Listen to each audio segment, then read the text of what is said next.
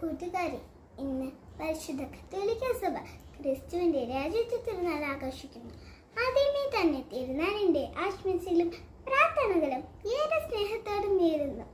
ലോകമെങ്ങും വലിയ യുദ്ധങ്ങളും സംഘർഷങ്ങളും നിലനിരുന്ന ഒരു കാലത്ത് പിയൂസ് 11 മാർപ്പാപ്പയാണ് ഈ തിരുനാൾ സ്ഥാപിച്ചത്.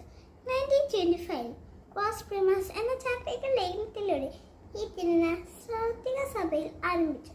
ക്രിസ്തുരാജന്റെ തിരുനാൾ ആഘോഷിക്കുന്ന ഈ ദിനത്തിൽ രാജാവായ ക്രിസ്തുവിനെ മനസ്സിലാക്കുക എന്ന് കൂടുതൽ പ്രധാനമാണ്. ആരംഭം മുതൽ അവസാനം വരെ സുവിശേഷം നമ്മുടെ മുമ്പിൽ അവതരിപ്പിക്കുന്ന വലിയ സത്യം സ്വർഗരാജ്യത്തെ രാജാവായ ക്രിസ്തുവിനെ കുറിച്ചാണ്.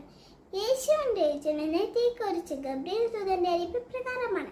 അവൻ വലിയവനായിരിക്കും, മറ്റേ പുത്രൻ എന്ന് വിളിക്കപ്പെടും. നമ്മുടെ വാക്കുകൾ, പ്രവൃത്തികൾ, ചിന്തകൾ എല്ലാം ക്രിസ്തുവിനെ മഹത്വപ്പെടുത്തുന്നതായിരിക്കട്ടെ. നമ്മൾ എവിടെയാണ് ക്രിസ്തുവിൻ രാജത്വത്തിന് സാക്ഷ്യം വഹിക്കുന്നത്? താങ്ക് യു, ജയ് ക്രൈസ്റ്റ്.